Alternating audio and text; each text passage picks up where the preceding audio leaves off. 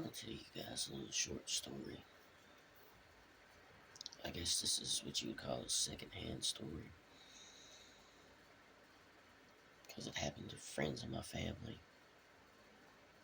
A lot of those people are gone now, strangely enough, which is also part of the story. Well, it's been quite a few years ago now. One of my mom's friends, her and her husband bought a house. And it's a nice little house, small house. It's in the city of Danville in Virginia. And, just a little, I think it was just a one bedroom house. I think it had two bathrooms, one of which will come into play. Um, well, apparently, when they moved in, they were having a problem with the roof leaking, the ceiling leaking in the bedroom. So, the husband was a roofer. His name was Sherman. His wife's name was Susan. Um, her sister's name was Linda. She has several kids. Um, had several kids. And at the time, it would have been her and her husband, and I believe 3 kids in the other house. And one of her children is also part of this story, or will become part of the story. Anyway, so the husband goes to repair whatever's wrong with the roof. And when he gets on the roof, he finds, I don't remember if it's 2 or 3 holes in the roof, which he didn't really think that much about, just not at the time. It didn't seem significant. Well, the thing is, um, I don't know if it was before or after that, but Susan, the wife, was outside one day, and somebody came up, one of the neighbors, and started talking to her and said, I'm surprised that you all bought that house. And she was kind of, well, why? You know, what's so special about my house? Oh, nothing. And they just kind of want to cut the conversation off kind of quick, and going about their way without much of an answer. But she keeps prying, because she wants to know. And in Virginia, I don't know about now, but I know at the time there was no disclosure law. Like if something happens in a house, like a murder, suicide, a death, what have you. Well, anyway, this, I believe it was a woman that told her, not that it really matters, but apparently there was a woman that was sick, and I can't remember, I think she had dementia or Alzheimer's, and her husband took care of her. It was just her and him. And he found out one day, he got a bad diagnosis from his doctor that he had terminal cancer, and he only had, a couple months left to live. And I don't know if this was some sort of mutual decision they made. It doesn't seem that way from what I understand. But, who knows. But apparently what happened that day is, um, he knew that he'd be the only one that could take care of his wife and nobody else would do it. And he didn't want to see her put in a home, or on her own in the state that she was in. So that particular evening, from what I understand, she was knelt down beside the bed saying her prayers for the evening before she went to bed, and he comes in and shoots her in the back of the head and then shoots himself in the head. So, and, the woman relayed the story that this had happened and that, that this guy had killed the woman and killed himself in the house, and that the house had remained empty, for several years, and lots of people had looked at it, but nobody would buy it, for whatever reason. Well, there's a reason.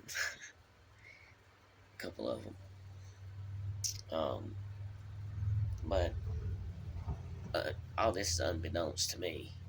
Um, but I went over there with my mother not too long after they bought the place, and I didn't know about any of that. But we got there in early afternoon, and we stayed until late evening, early nighttime, however you want to say it. Well, I was sitting, there would have been a couch here, and the front door would have sort of been here. And so I'm sitting at this end of the couch, sitting on the floor, doing something, playing with something or whatever. Well, I see the front door is open, the wooden door, and I see what looks like a shadow just go by really fast by the door. But the thing is, it was almost black outside. It was almost completely nighttime. But the shadow I saw wasn't a shadow. It was white and luminous, like it produced its own light. It really caught your attention. And, you know, I wasn't real sure, but I was pretty sure. At first, I thought it was somebody who was getting ready to break in or come in, but then it quickly became apparent that there was nobody there. But clearly, the image of a person just passed by the door, a white, luminous sort of shadow or figure. So that made my hair stand up. I got scared. Um, like I said, I've been having weird things happen on and off my whole life, but that was one of the things that really just, for some reason, it just really, really scared me. And I was about ready to go at that point, which of course we didn't go at that point. And I think I seen another time or two that night, maybe. And that was pretty much the end of that particular thing. Well, there would be other nights when we would go down there, and I wasn't the only one that could see it. Some of the other kids would be playing in the backyard, and sometimes you could see it in the front bedroom, sometimes you could see it in the dining room or the kitchen, sometimes you could see it in the backyard, that same white luminous shadow. But in the backyard, there was a wire fence that ran all the way around the yard, and it would be here 1 second, then it would just blink out, and it would be here. And it would blink out, and it would be here, and it would blink out, and it might be back here again. And it would just, and it would move all around that fence line, almost like it couldn't leave that property or something. And it was me, and it was at least a couple other kids that could see it too, and it always freaked us out, a little bit. And some of us was interested in it, and some of us terrified of it, um, but I remember, I don't think it was this particular trip, but it was the next trip that, at this point, they're starting to have some weird things happen that they can't really deny. So the next time my mother goes over, Susan tells her another story, which we'll get into in a second here. Alright, sorry about that, ladies and gentlemen. My phone always seems to run out of memory. No matter how much memory you have cleared out, doesn't seem to matter. But there was another time, anyway, that Susan called my mom to come over. And when she got there, Susan was a little, frazzled. But anyhow, basically Susan proceeds to tell her that she's just gotten agitated because she's attempted to clean one of these bathrooms multiple times, but she's having a problem. This is one of the things that starts happening. Now, I'm not sure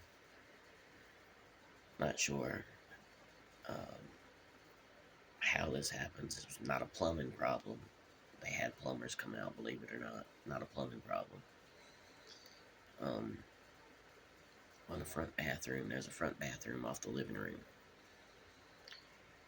And every time you went in that bathroom, it looked like a man had just shaved, into the sink. There was wet hair, like coarse hair. and she would clean it, and 10, 15 minutes later, you go back in there, and it would be filthy again, like somebody had just shaved. So my mom thinks she's kind of bullshitting her or whatever, I guess. So Susan sees it. She's like, "You don't believe me, do you?" My mom's like, "Well, I don't really know, whatever." Susan's like, "Well, come in here. I want to show you something." So she gets my mom to get up, and they go to that front bathroom, and the sink is dirty, just as stated. And so Susan proceeds to clean out the sink, and they go back out of the bathroom, and she shuts and locks the bathroom door from the outside. I guess at that point they had actually put a lock on it from the outside because they kept it locked to keep people out of it. And she locked it, from the outside. No windows, no doors other, than that. And so they sat down on the couch and talked for about, another 10, 15, 20 minutes, whatever it was. And Susan's like, "All right, well, that should be long enough. Let's go." She's like, "No, I'm not even going to go. You go look in the bathroom and see what you see." So she hands her the key to the bathroom. She goes and unlocks that front bathroom. And the sink is full of wet, coarse, what appears to be beard hair. Again. So, at that point, my mother is a little freaked out, let's say. Sorry about the dog. It's not mine. Anyway, um, so, but this kept happening so much so that eventually they boarded that bathroom up completely, covered it over, drywalled over it, taped it, mudded it, painted it, like the door, like the whole bathroom never existed. And I just always, I don't know how that could happen, but apparently it can happen. And that was one of the things, and then some of her grandkids, like I said, they would see these shadows, but they also started to see people, two people specifically. Um, but there's an old stove in the kitchen, and I mean the stove worked, but the timer didn't work on it. But periodically, you could go in the house, you'd wake up in the middle of the night, and the timer would be going off on the stove, and it smelled like somebody been cooking pies in the house. Which I've had some experience with that at another place that I lived at. But anyhow, so that was another thing that happened. Well, it's sort of significant. I told you earlier you could see the shadows outside, the front, the back, the bedroom, the dining room, the kitchen. I don't know about the bathroom, but it definitely had something going on. Well, the dining room, her grandkid, her sister's, one of her sisters, I guess her sister's only son, or can't remember. I think she had two girls and a boy at that point.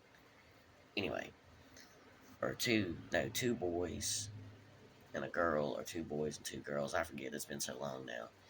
But Dylan was the second oldest boy, and he started to see this man and woman in the dining room initially, and he didn't know who they were, and he would come screaming to his grandma, you know, "Nanny, nanny, there's somebody in the kitchen. There's somebody in the dining room. It's a man and a woman in there, and I don't know who they are, and they're scaring me.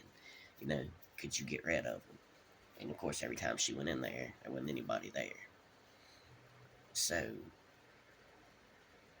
that was another thing that they dealt with.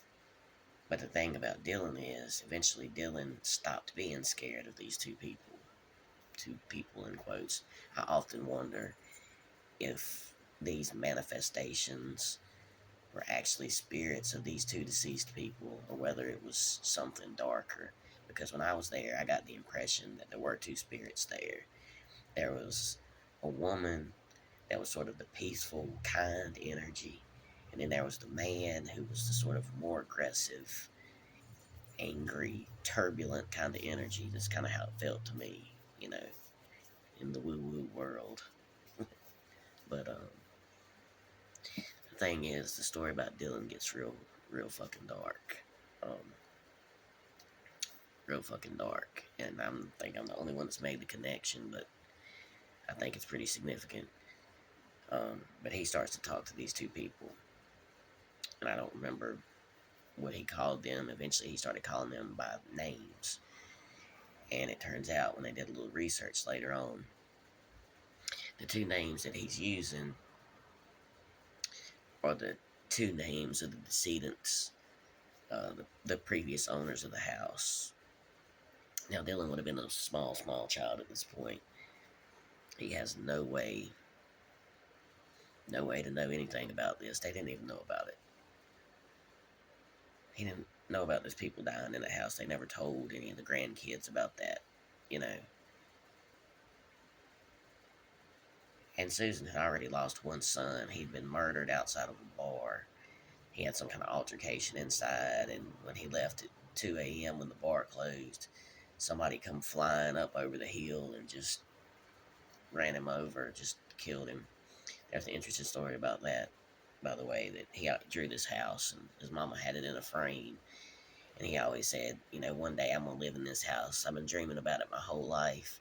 And the cemetery that he's in now, he's on a hill, and up on a higher hill, there sits that house that he drew, that he'd been seeing his whole life in his dreams. But let me take another pause, do a little compressing, and we'll get to the story wrap up here. Alright, sorry, got sidetracked there for a minute.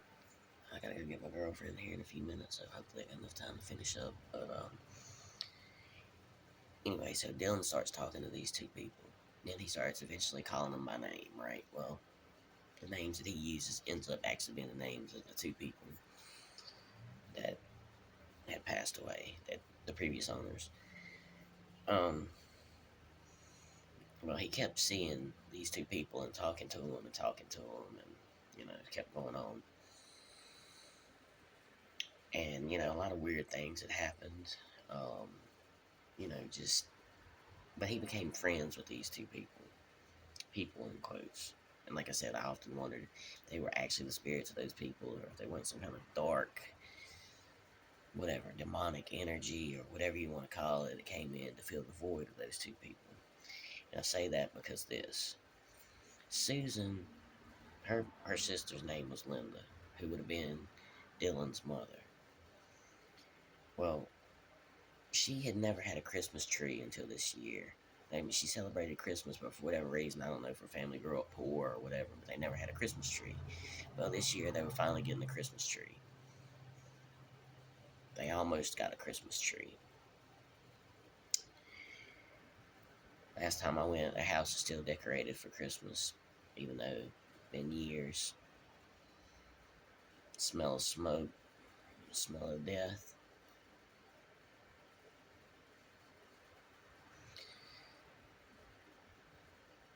She didn't make it to Christmas Day.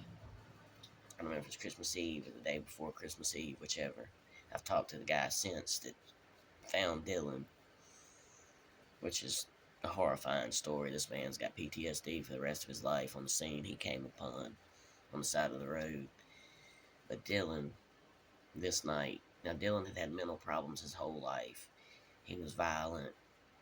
He just had a bad attitude in general. He just, you know, he had a real weird way of thinking. I think he did have some mental problems, but nothing like this. But somehow he convinced his father to buy him a rifle or a couple guns for Christmas, and everybody knew don't ever get Dylan a gun, you know, because Dylan shouldn't have a gun because Dylan's not wrapped real tight. Well, anyway, he ends up getting the guns. So he goes, I believe it was Christmas Eve, and for whatever reason, I don't know what had went on, what had transpired, but apparently he busted in his mom and his stepdad's door, who were also about to get married. And I'm assuming he was trying to protect Linda and they found him on top of her, and he was shot in the back of the head, and in the back several times, and Linda was shot in the face. And then Dylan poured gas or kerosene or something on their faces and their bodies and lit them on fire in the bedroom, which is kind of somewhat paralleling the story of this other place, you know. And then Dylan hops in his car. Nobody knows why. Susan thinks, she's thought on several occasions that Dylan was going to attempt to kill her for some reason. Now, Susan believed at this point that Dylan was on his way across town to kill her for whatever reason. And for whatever reason, Dylan made it about halfway to her house on the freeway, and he pulled over into the left lane, pulled over into the center median, um, up against the guardrail, or, you know, just into the median or whatever right there. Put his truck in park and put a rifle in his mouth. And that was the end of Dylan. And like I said, we visited that home years later, and it's still standing. They got the fire put out pretty quick, but you can still see the smoke damage inside. Still decorated for Christmas. It's awful. It's got this haunting, empty, hollow feeling to it. It's just so weird. And you can't get within 20 or 30 feet of the house. You smell smoke, just like the day it burned. It smells like there's still bodies inside the house. I ain't never seen nothing like it in my own personal life. So Dylan, who had made friends with these two spirits of the people that had been murdered and then taken their own life, Dylan ends up murdering his mother, murdering his soon-to-be stepfather, then goes down the road a ways, ends his own life in the middle of a highway, ruins another man's life who comes upon him about 4:35 in the morning, comes across his car, running with the lights on, stops to check on the guy, see if he needs some help, and what he found is not what he was expecting to find. And I know this story was partially paranormal, partially quite serious, but this is a true story. I'm sure there's more to it if I were to really think about it. But I've always just really, really thought that it was interesting how he made friends with those two spirits or entities, whatever, what have you. And when he got grown, he killed two people and he took his own life. Just be mindful out there, people. The spirit world is real. And whether you believe it or not, it can affect you. And it will affect you if you're not careful. Whether you believe it or not is immaterial. It believes in you. Just keep that in mind. It's a true story.